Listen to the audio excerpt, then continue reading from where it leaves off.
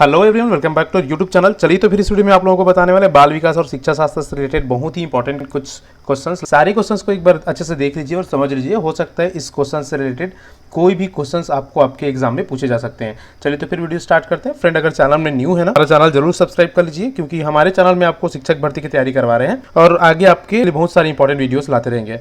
चलिए तो फिर सबसे पहले क्वेश्चन नंबर 1 में चलेंगे। क्वेश्चन नंबर 1 है, विकास के सिद्धांतों के बारे में निम्नलिखित में से कौन सा कथन गलत है। विकास के सिद्धांत के बारे में निम्नलिखित में से कौन सा कथन गलत है। अब देखिए गलत कथन कौन सा है। पहला, विकास वंशानुगत और वातावरण के बीच सतत अन्योत्क्रिया में होता है। मतलब विकास क्या होता है, वंशानुगत भी होता है और वातावरण दोनों के बीच में सतत अंतःक्रिया जो होती है उसके तहत होता है। ये क्या हो गया, ये तो सही है ना। गलत पूछा है। विकास परिपक्व और अधिगम पर आधारित है, ये भी सही है। प्रत्येक बच्चा विकास के चरणों से गुजरता है, फिर भी बच्चों में व्यक्तिगत भिन्नता बहुत होती है, ये भी सही है। अलग अलग बच्चे ना विकास के चरण से गुजरते हैं, लेकिन फिर भी बच्चों में ना जो भिन्नता है, व्यक्तिगत भिन्नता, वो अलग अलग या बहुत ज़्यादा होती है। तो लगभग तीनों सही हैं। चौथा को देखते हैं, विकास एक परिणाम प्रक्रिया है जिसका ठीक ठाक मापन हो सकता है। देखिए, अगर आप पढ़े होंगे वृद्धि और विकास वाले चैप्टर को, तो आपने पढ़ा होगा कि देखो, वृद्धि को तो मापा जा सकता है, मेजर किया जा सकता है, लेकिन विकास को मापा नहीं जा सकता। तो इस कारण से ऑप्शन नंबर 4 इसका सही आंसर होगा, क्योंकि गलत बोला है तो गलत यही है ना, ऑप्शन नंबर डी। चलिए हम क्वेश्चन नंबर 2 में चलते हैं। हमारा क्वेश्चन नंबर 2 है, मानव का विकास निम्न में से किस पर निर्भर होता है। मानव का विकास निम्न में से किस पर निर्भर होता है। तो देखिए, उसकी वृद्धि पर, उसके वातावरण पर, उसकी बुद्धि पर, उसकी वृद्धि तथा पर्यावरण से मिलने वाली परिपक्वता पर। तो अब अगर आप अच्छे से देखेंगे ना, तो ऑप्शन नंबर डी इसका सही आंसर होगा कि किसी भी मानव का विकास ना उनके वृद्धि तथा पर्यावरण से मिलने वाले जो परिपक्वता है या जो माहौल है ना, उसके ऊपर डिपेंड करता है। तो ऑप्शन नंबर डी इसका भी सही आंसर हो जाएगा। चलिए हम चलेंगे अगले क्वेश्चन में। क्वेश्चन नंबर 3 है, मानव विकास की किस अवस्था में बच्चों में सीखने की गति सर्वाधिक होती है। चलिए, तो बहुत ही इंपॉर्टेंट और बहुत ही अच्छा क्वेश्चन है। देखिए, यहाँ पर 4 ऑप्शन दिया गया है सीखने की सबसे अच्छी अवस्था, है ना।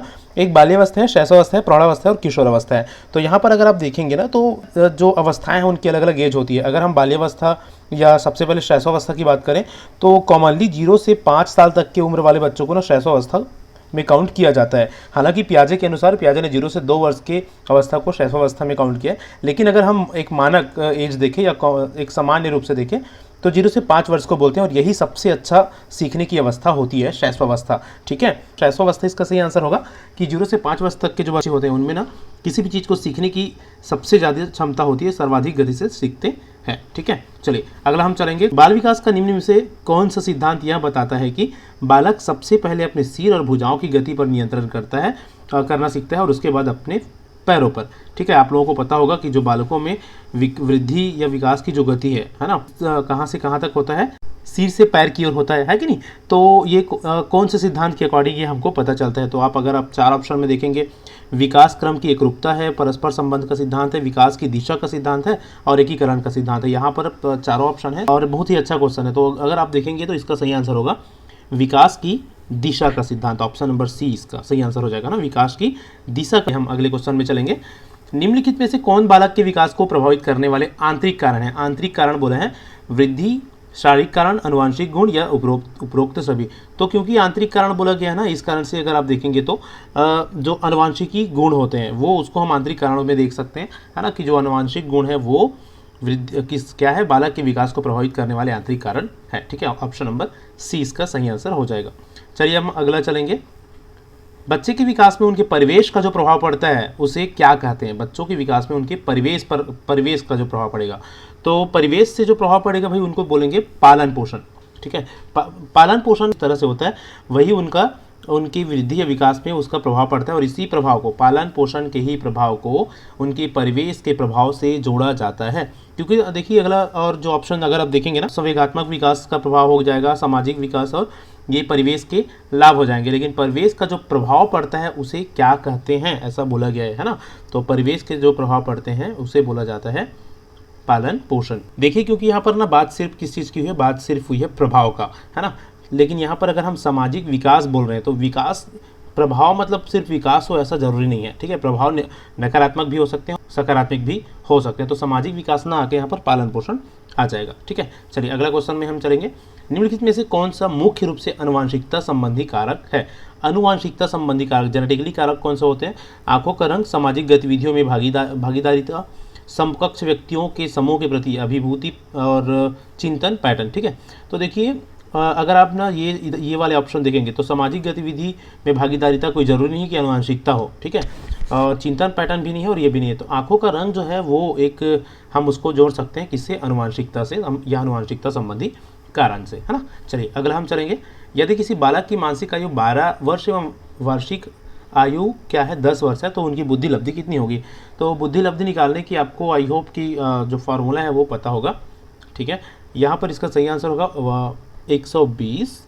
ठीक है, इनका सही आंसर क्या होगा 120। कैसे 120, देखिए बुद्धि लब्धि निकालने के जो फॉर्मूला है वो है मानसिक आयु बटे वास्तविक आयु गुणित 100 ऐसा होता है ना।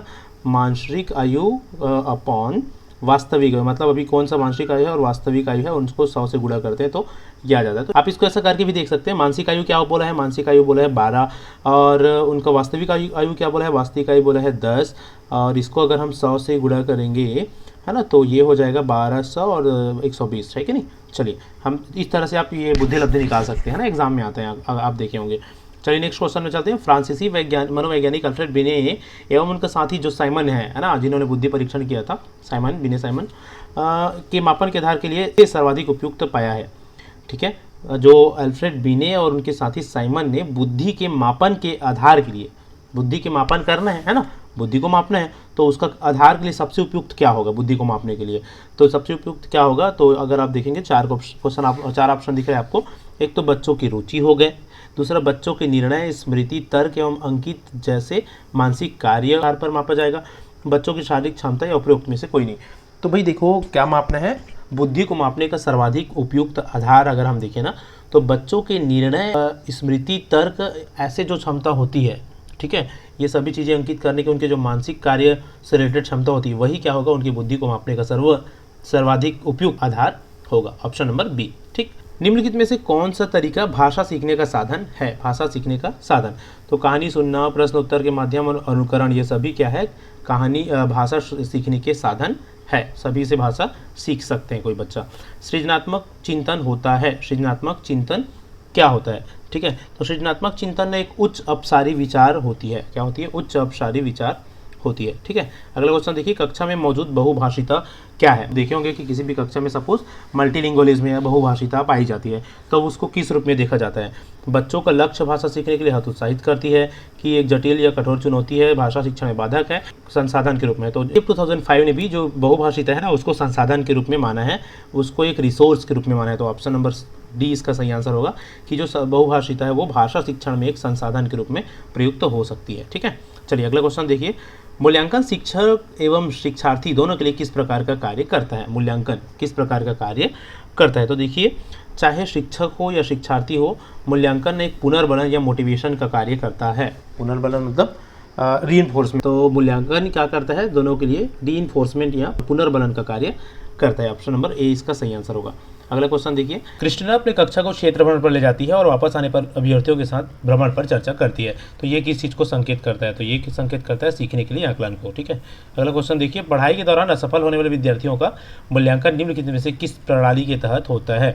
पढ़ाई के दौरान जो असफल हो जाते हैं ना उन बच्चों का मूल्यांकन होता है रचनात्मक, योगात्मक, निदात्मक, कोई नहीं। ठीक है, तो ये होता है निदात्मक मूल्यांकन के द्वारा। ठीक है, निदात्मक मूल्यांकन के द्वारा। अगला क्वेश्चन देखते हैं, क्वेश्चन नंबर 18 को, समावेशन का अर्थ होता है, समावेशन का अर्थ होता है जरूरतमंद बच्चों की शिक्षा का प्रबंध सामान्य बच्चों के साथ करना ही क्या है, समावेशी शिक्षा है या समावेशन है। ठीक है, चलिए समावेशी मतलब याद रखना अलग नहीं होता है, एक साथ होता है समावेश करना। समावेशी शिक्षा में शिक्षक की सबसे कम महत्वपूर्ण भूमिका, सबसे कम महत्वपूर्ण भूमिका, बच्चों के प्रति संवेदनशील तो सबसे ज़्यादा महत्वपूर्ण भूमिका है ना। विद्यार्थियों के साथ लगाव भी है, विद्यार्थियों की क्षमताओं का ज्ञान भी है। शिक्षक और सामाजिक आर्थिक स्तर ही सबसे कम महत्वपूर्ण विशेषता है इसका, एक शिक्षक का। शिक्षक के आर्थिक स्तर और सामाजिक स्तर का ज़्यादा यहाँ महत्व नहीं रहता किसमें, समावेशी शिक्षा में, या कोई भी शिक्षा हो। ठीक है, विकलांग बालक ऐसे बालक होते हैं जो, विकलांग बालक ऐसे बालक होते हैं जो क्या है इसका सही आंसर, केवल मानसिक रूप से दोषयुक्त हो, केवल शारीरिक रूप से, केवल संज्ञात, तो तीनों आएगा।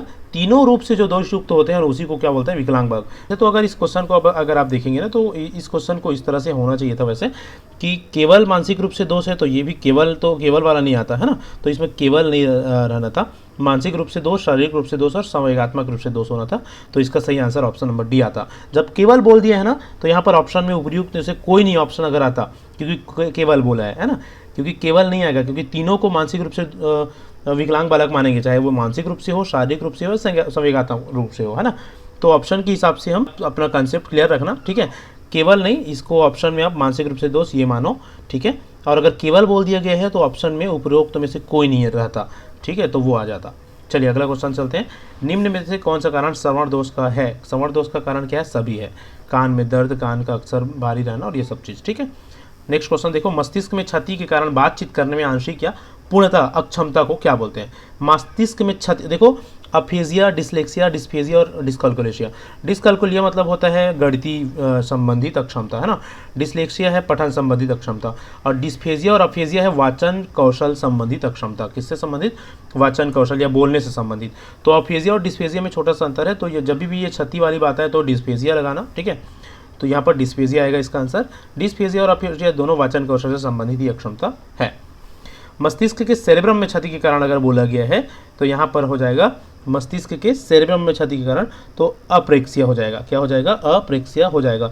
देखिए किसी भी शारीरिक जो हमारी अंग है उसमें कोई क्षति के कारण हमें कोई अक्षमता हो गई है, बीमारी हो गई है, तो वो क्या कहलाती है? शारीरिक अक्षमता को बोलते हैं अप्रेक्सिया। शारीरिक अक्षमता को क्या बोलते हैं? अप्रेक्सिया। याद रखना, शारीरिक अक्षमता अप्रेक्सिया कहलाती है, चाहे वो कोई मस्तिष्क में अक्षमता हो या कहीं भी कोई बीमारी के कारण कोई शारीरिक अक्षमता हो, ठीक है। अगला देखते हैं, बाल विकास का निम्नलिखित में से कौन सा सिद्धांत यह बताता है कि बालकों का विकास उनकी व्यक्तिकता के अनुरूप होता है?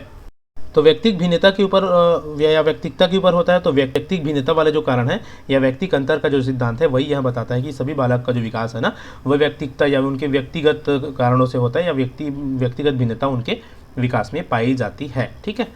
तो ऑप्शन नंबर ए हो जाएगा इसका। अगला क्वेश्चन है, बाल विकास के विभिन्न आयामों की जानकारी शिक्षकों के लिए क्यों आवश्यक है? तो बालक की समस्याओं का निदान करने के लिए आवश्यक है, बालक के लिए उपयुक्त शिक्षण विधि अपनाने के लिए, और सब बालकों के उपयुक्त वातावरण निर्माण के लिए। तो उपयुक्त सभी के लिए बाल विकास की आयामों की जानकारी शिक्षकों के लिए आवश्यक है। ऑप्शन नंबर डी, है ना। लास्ट क्वेश्चन है, निम्नलिखित में से कौन बालक के विकास को प्रभावित करने वाले आंतरिक कारण है ना। इसको देख लिया हम, आंतरिक कारण मतलब अनुवांशिक कारण हो जाएगा उसके आंतरिक कारण। तो इसका आंसर 25 बहुत ही इंपॉर्टेंट क्वेश्चन हमने इस वीडियो में डिस्कस किया। फ्रेंड आई होप कि आपको क्वेश्चन समझ में आए होंगे और वीडियो अच्छा लगा होगा। तो वीडियो अच्छा लगा हो तो लाइक जरूर करिए, और चैनल में अगर न्यू है तो चैनल सब्सक्राइब करना ना भूलिएगा। अपने दोस्तों के साथ वीडियो जरूर शेयर करिए जिनसे सबको इसकी फ़ायदा मिल सके। चलिए तो फिर इसी तरह की और भी इन्फॉर्मेटिव वीडियोज़ के साथ मिलते हैं आने वाले और भी वीडियो में। Thank you so much for watching.